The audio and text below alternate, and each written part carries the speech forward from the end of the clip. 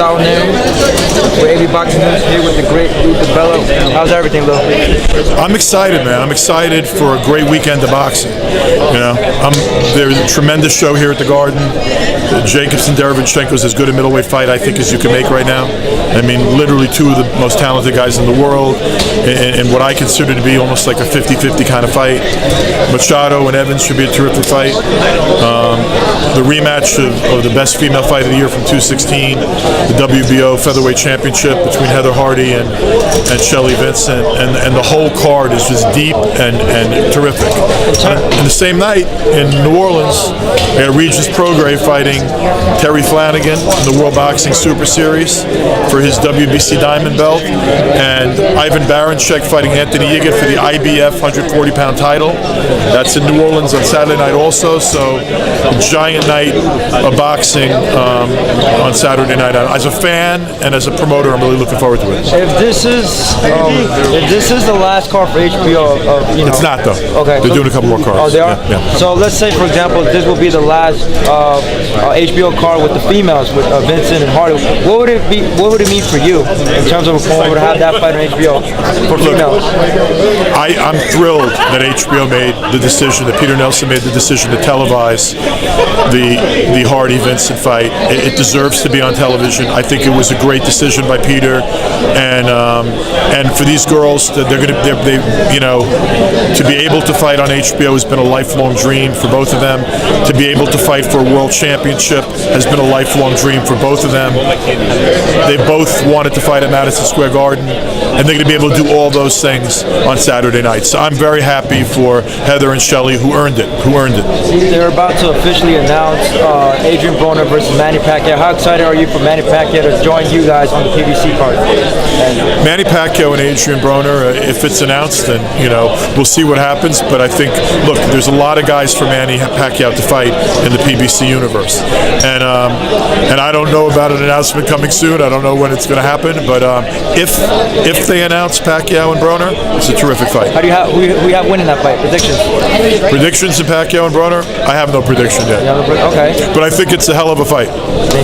Look, Manny, it's hard to predict against Pacquiao, who's one of the greatest fighters of all time. But Broner's got talent, man, and he's a problem.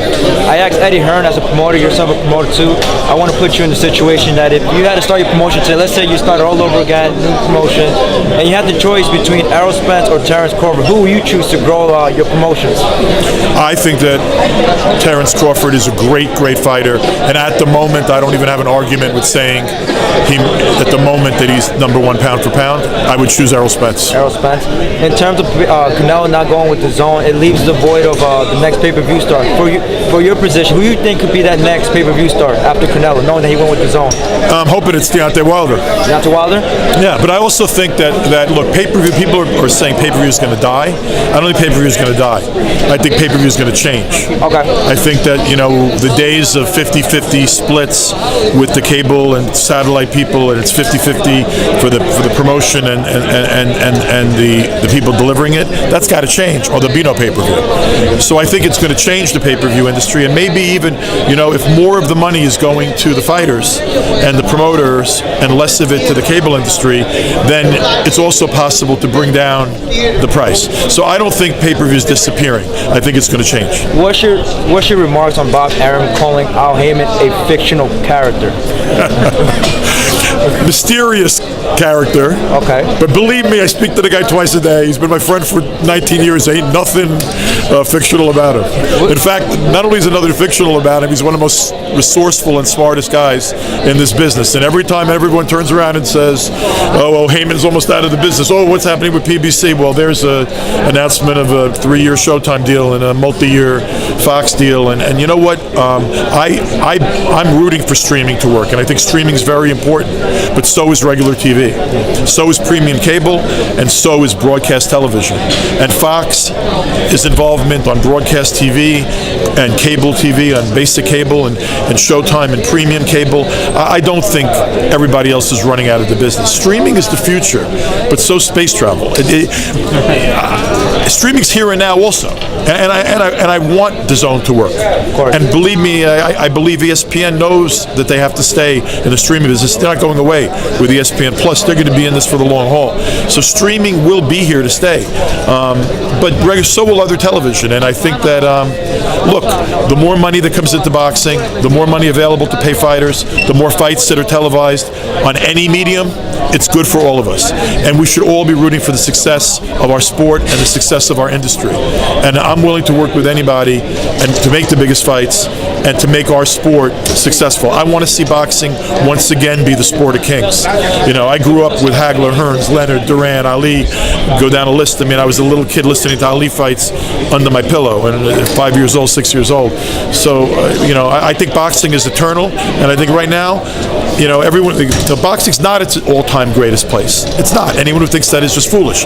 But there are a lot of great signs for the future, and there's more activity, and there's more money, and the sport is, again, rising.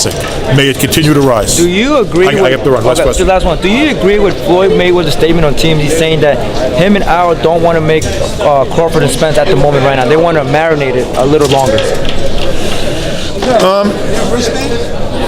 I think there's no reason for that everyone involved would want to marinate it longer. And look, you know, Crawford's fighting on ESPN, and Spence is going to be fighting on Fox and Showtime.